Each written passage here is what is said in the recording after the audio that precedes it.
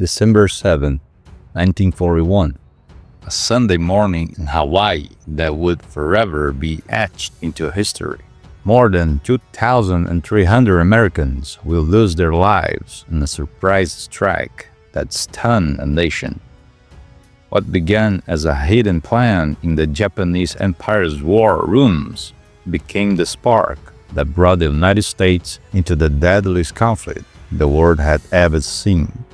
The roots of the Pearl Harbor attack stretched deep into the geopolitical tensions of the late 1930s and the early 1940s. Japan's ambitions in Asia, especially its invasion of China since 1937, placed it increasingly at odds with Western powers.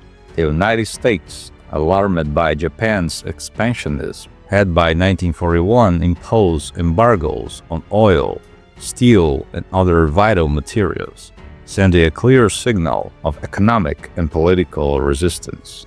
Japan's leaders feared that continued embargoes would struggle their economy and prevent their military from sustaining operations in Asia. Faced with dwindling resources, the Japanese High Command began to regard war with the United States as inevitable. Her solution: strike first in order to cripple American naval power in the Pacific and buy time to consolidate their gains across Southeast Asia and the Pacific Islands. To execute their plan, the Imperial Japanese Navy assembled a massive carrier fleet under Vice Admiral Chuichi Nagumo. 6 aircraft carriers, including Akagi, Kaga, Soryu, Hiryu, Shokaku, and Zyukaku, loaded with hundreds of warplanes, sailed undetected across thousands of miles of open ocean toward Hawaii.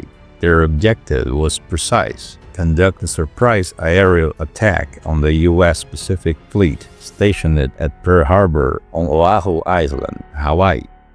If successful, Japan hoped the strike would destroy or incapacitate enough of America's naval power to deter U.S. intervention in Japanese expansion.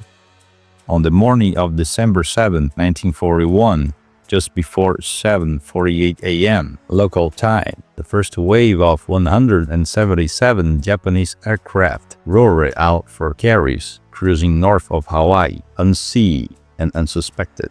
By the morning, the attack commenced with devastating efficiency.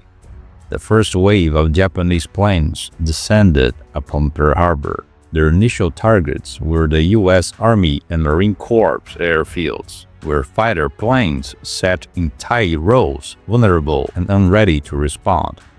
Almost simultaneously, Japanese torpedo bombers struck the ships moored in the harbor's famous Battleship Row, where the backbone of the U.S. Pacific Fleet awaited. Within minutes, bombs and torpedoes tore into American battleships, destroyers, and support vessels. Among the most catastrophic blows was the destruction of the USS Arizona.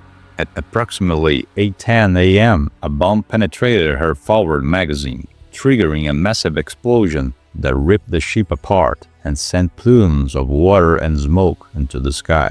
Over 1,000 crewmen were killed, many of whom remain buried in the wreckage to this day. Meanwhile, the USS Oklahoma capsized as it took torpedo hits, trapping hundreds of sailors, and other battleships such as the USS West Virginia, USS California, and USS Nevada sustained heavy damage or sank at anchor. An hour after their first wave withdrew, a second wave of 163 aircraft returned to strike deeper and harder. These planes aimed at any remaining battleships, cruisers, destroyers, and crucially, at shore installations and airfields. By the time the second wave departed, 21 U.S. warships have been sunk or damaged. 188 military aircraft have been destroyed, and the toll of human life was profound. American losses numbered 2,400 servicemen killed and more than 1,000 wounded. Remarkably, 3 of the Pacific Fleet's aircraft carriers were not presented that morning. They were at sea due to bad weather or scheduled maneuvers. a twist of fate that will prove vital to the United States' ability to retaliate in the Pacific. Amid the chaos and carnage were stories of bravery and quick thinking. One of the most remembered figures is Dory Miller, a masked man third class on the USS West Virginia. Through lacking formal training as a gunner, Miller manned an anti-aircraft machine gun and continued to fire at Japanese planes until his ammunition was exhausted, all while aiding wounded comrades. These individual acts of courage were echoed by countless sailors, soldiers, and civilians that morning, each struggling to survive and defend their comrades as bombs rained from above.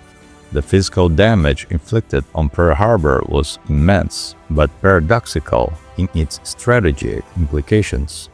8 of 9 American battleships present were sunk or heavily damaged, and more than 150 aircraft were destroyed. Yet, crucially, the Japanese failed to target oil depots, repair facilities, and submarine pens, which remained largely intact. This oversight meant the U.S. Pacific Fleet could recover and rebuild far quicker than expected. Moreover, the aircraft carriers, increasingly the centerpiece of naval power, were absent and unharmed. Admiral Isoroku Yamamoto, architect of the attack, later recognized that the survivor of these carriers will be a decisive factor in the ensuing Pacific War. President Franklin D. Roosevelt addressed a shocked nation on December 8, 1941, calling December 7 a date we will live in infamy. His words reflected American outrage and the deep emotional impact of the surprise attack on U.S. soil, an attack that ended years of isolationist sentiment and unified public opinion in favor of entering the global conflict. Within hours, Congress overwhelmingly voted to declare war on Japan. Only one dissenting vote, thrusting the United States firmly into World War II. Germany and Italy will soon declare war on the U.S. in response, transforming the conflict into a truly global war. The aftermath of Pearl Harbor rippled through decades. The sunken USS Arizona came to symbolize the sacrifice of thousands. Of its 1,177 lost, many remain entombed within her hull beneath the water. In 1962, the USS Arizona Memorial was dedicated at Pearl Harbor, a solemn site visited by millions each year. Every December 7, the United States observes National Pearl Harbor Remembrance Day to honor those who died and to reflect on the lessons of vigilance and courage. Historians continue to debate strategy decisions, missing warnings, and intelligence gaps, but one truth remains. The attack changes Americans' role in the world forever and marked the beginning of the end of Axis domination. In less than 2 hours of tranquil Hawaiian morning, the world was changed forever. The attack on Pearl Harbor was not just a tactical strike.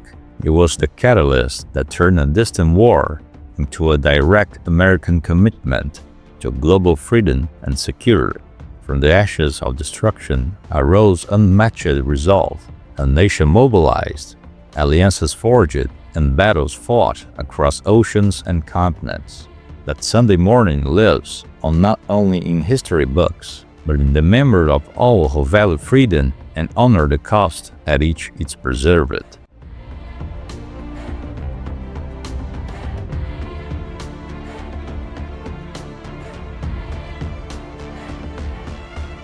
Hi, my name is Mike. Welcome to the Lay Historian channel.